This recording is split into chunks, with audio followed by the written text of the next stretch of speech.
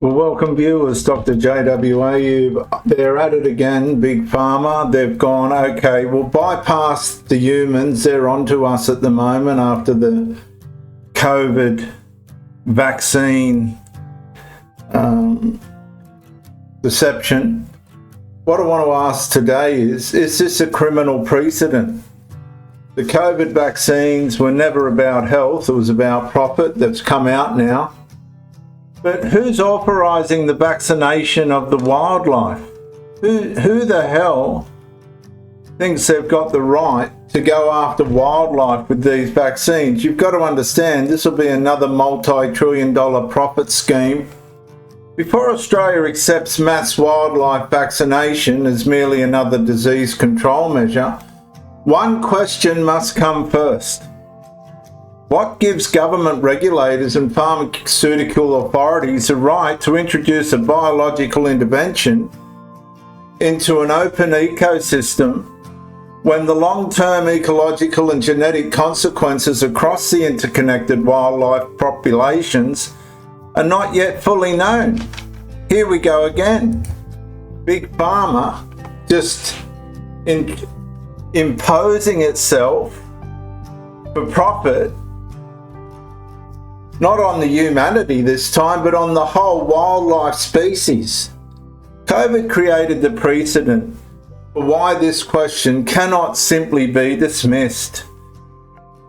The vaccine era was marked by coercive mandates, emergency powers, employment consequences, restrictions on bodily autonomy, pharmaceutical influence, regulatory controversy, disputed adverse events, interpretation, and serious public concern about whether governments and institutions exceeded legitimate authority. Well, it's been made perfectly clear that the whole thing was illegal.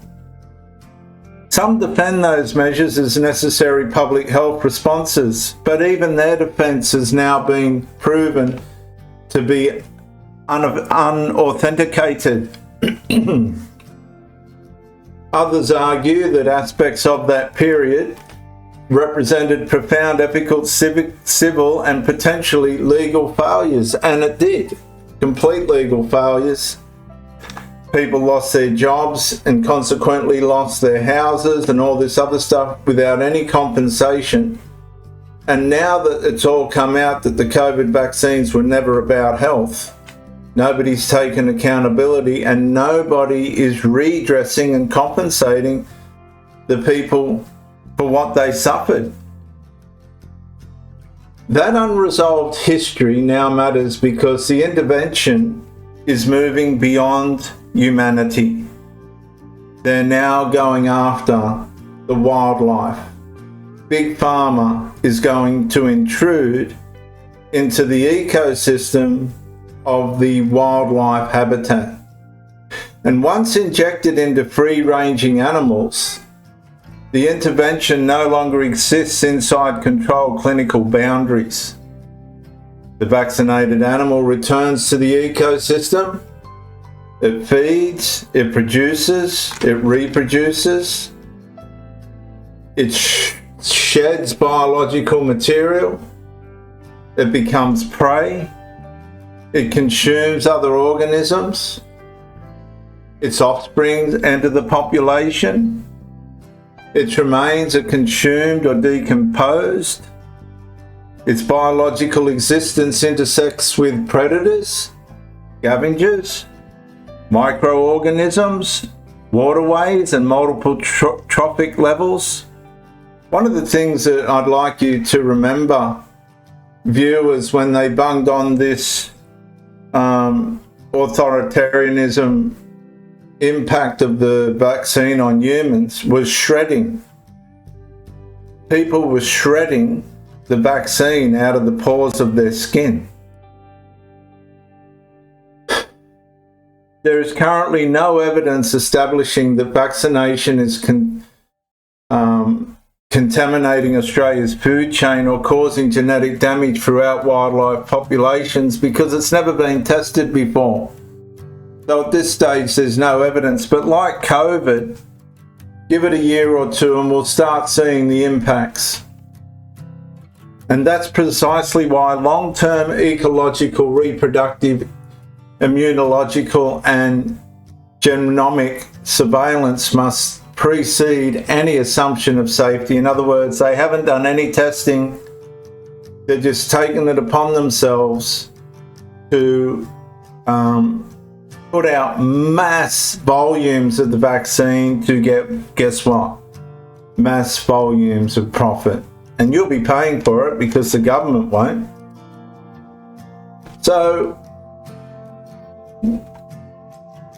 what happens after repeated vaccination across generations? Could immune selection pressure alter pathogen evolution? Could population level intervention affect susceptibility, reproduction or genetic selection over decades? Could it cause abnormalities in future animal generations? Could different species respond in unforeseen ways that we'll never know about? This is all for profit. Could biological material, adjuvants or viral components move indirectly through ecological pathways? Has anybody stopped to think about this? And if an unforeseen effect appears after widespread intervention, how would it ever be recalled? They can't stop this once they start it. So the central issue is this. A medical intervention into wildlife does not stop at the needle. It enters a living biological network. The COVID era demonstrated how quickly emergency authority can expand when institutions declare necessity. Wildlife vaccination now raises an even larger question because the subjects cannot consent and the ecosystem cannot opt out. And when you think about it, that's exactly what they did to us. There was no consent and there was no opting out. I didn't have to get the vaccine. I don't know how I got through it. I never lost a day's work, but never had to get the vaccine, and thank God. So who authorises the intervention? Who's going to be responsible for this? Who independently studies the long-term genetic and ecological consequences? Who defines the acceptable level of uncertainty? Who decides when one protected colony becomes an entire species management strategy?